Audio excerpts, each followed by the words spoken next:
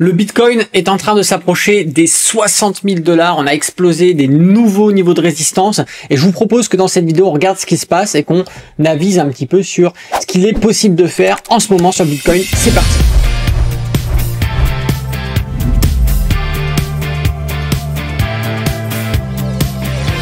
Bonjour à tous, c'est Alexandre, le trader indépendant. Avant d'aller plus loin, n'oubliez pas de mettre un petit pouce. Si vous n'êtes pas abonné à la chaîne YouTube, eh bien abonnez-vous, activez la cloche et laissez un petit commentaire sympa sous cette vidéo.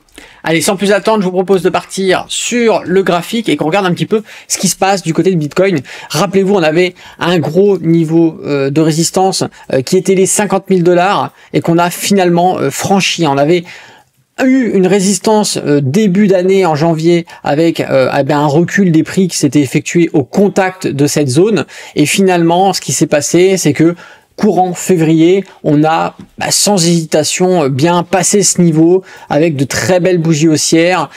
Franchement, c'était assez incroyable. Et bon, ce qu'on attendait, c'était la consolidation au-dessus de ce niveau de résistance pour en faire un support. Ici, on a notre consolidation.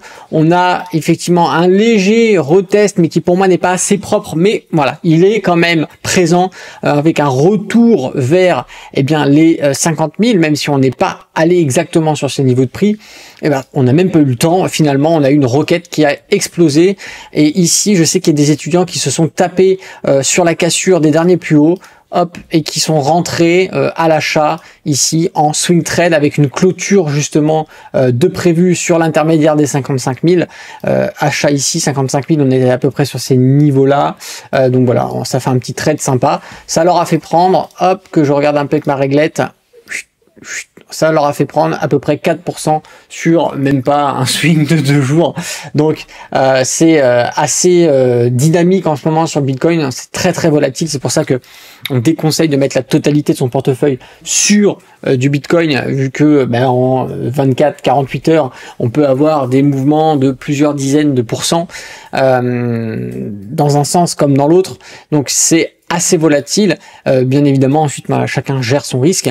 Aujourd'hui, on s'est approché du support intermédiaire. Rappelez-vous, je vous avais mis des lignes ici qui représentaient plusieurs niveaux de résistance que l'on avait par le passé et sur lesquels le prix pouvait venir résister. Donc, c'était l'intermédiaire des 55 000 et on avait pris une largeur alors jusqu'à 56 000 et descendant jusqu'à 54 000 pour se sécuriser. Et finalement, regardez-moi ces 3 belles bougies haussières qui, sans hésitation, ont fait abstraction des résistances, et finalement on se retrouve à se diriger vers les 60 000 de par le prix. Alors je vais reculer un petit peu dans le temps pour vous faire montrer sur les 2 derniers points hauts que l'on avait eu en mars 2021 et également en octobre 2021, où on avait fait une approche sur les 68 000 $. On avait même surpassé le prix. Finalement, on va aller chercher des niveaux ici et on va aller se les tracer. Vous allez comprendre pourquoi.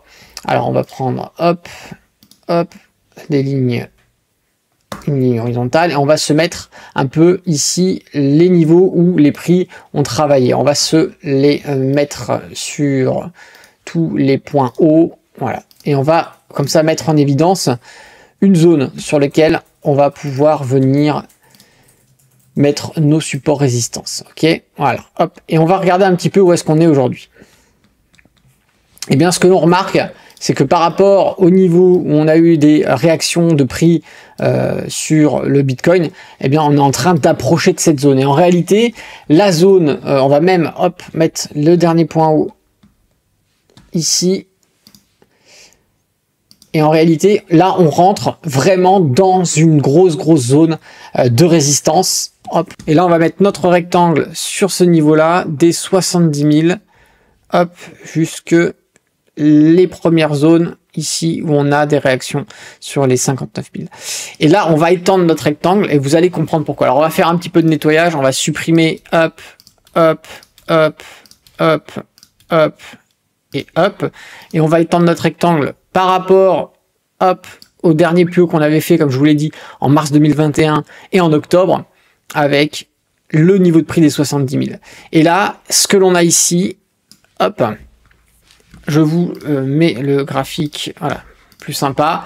Et ce que l'on a ici, c'est cette fameuse grosse zone de résistance qui ici a posé problème au Bitcoin par le passé, et c'est cette zone-là, je sais que beaucoup de gens ont des ordres de vente effectués dessus, beaucoup de gens ont ces niveaux-là comme objectif. Maintenant, effectivement, je sais qu'il y a des journaux qui commencent à parler du Bitcoin parce qu'il explose en ce moment et qui sont en train d'encourager les gens de peut-être commencer à penser à investir sur le Bitcoin. C'est une connerie monumentale, puisque là nous avons la master résistance, on va appeler ça la MR, la master résistance plus qui est le gros niveau vraiment qu'il y a sur Bitcoin en ce moment. Et donc on n'achète pas à proximité de cette résistance. C'est une connerie de faire ça aux gens. Encore une fois, on achète sur un repli, sur un support. Voilà, on arrive sur un support, on peut acheter. On arrive sur un autre support, on peut acheter, etc., etc.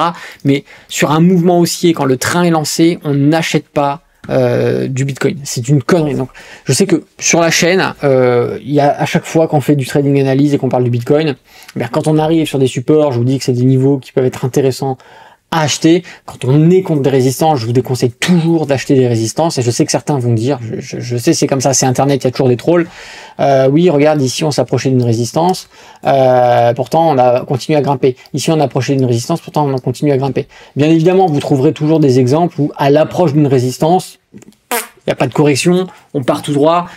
C'est comme ça que ça fonctionne. Mais en termes de statistiques, si vous achetez constamment contre des résistances, vous mettez des bâtons dans les roues sur la prospérité de vos investissements. C'est comme ça, ça a toujours été comme ça. C'est parce que quand on achète sur des zones où on a déjà une extrapolation de mouvement de prix, où on a des endroits où les gens vont positionner des ordres de clôture, eh bien, statistiquement, on a plus de chances de se prendre des corrections ou un début de mouvement baissier à l'approche d'une résistance que d'un support. C'est comme ça. Et donc, quand on est investisseur ou quand on fait du trading, qu'on est trader, on utilise les statistiques, les probabilités à son avantage. Et il est bien évident qu'on va investir sur un scénario qui nous est profitable, plutôt que d'investir sur des scénarios qui nous sont statistiquement défavorables, puisque sur le long terme, ça va biaiser votre rentabilité. Donc je sais que certains vont être dégoûtés que le Bitcoin ait décollé, que ça génère pas mal de profits pour certains, mais il fallait se positionner avant.